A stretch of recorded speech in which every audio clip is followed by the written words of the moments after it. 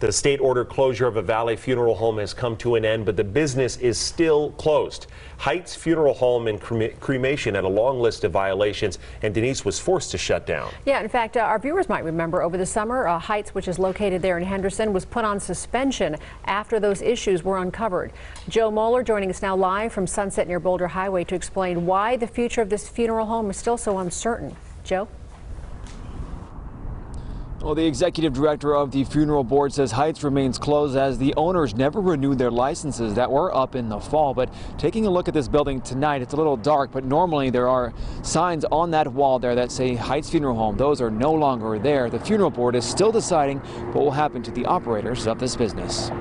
I knew that something was off. Ashley Brazil's father was cremated at Heights Funeral Home. After we paid for the cremation, after that, it was very hard to get a hold of anybody. She wasn't surprised the business was put on suspension last year when violations were discovered.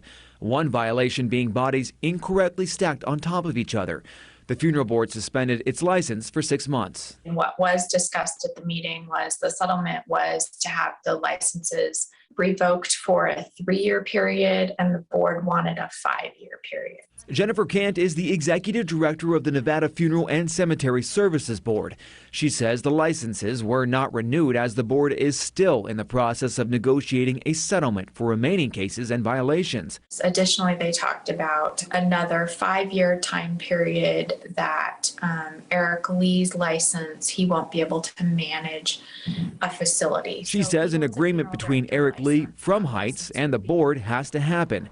If there is no agreement, the issue will go to a hearing. The settlement agreement, though, does prohibit them from opening any new locations. Brazil complained herself. So I put in a complaint to the funeral board. She says if you feel unhappy with the funeral home service, you can always go somewhere else. Getting him transferred would have been my best bet.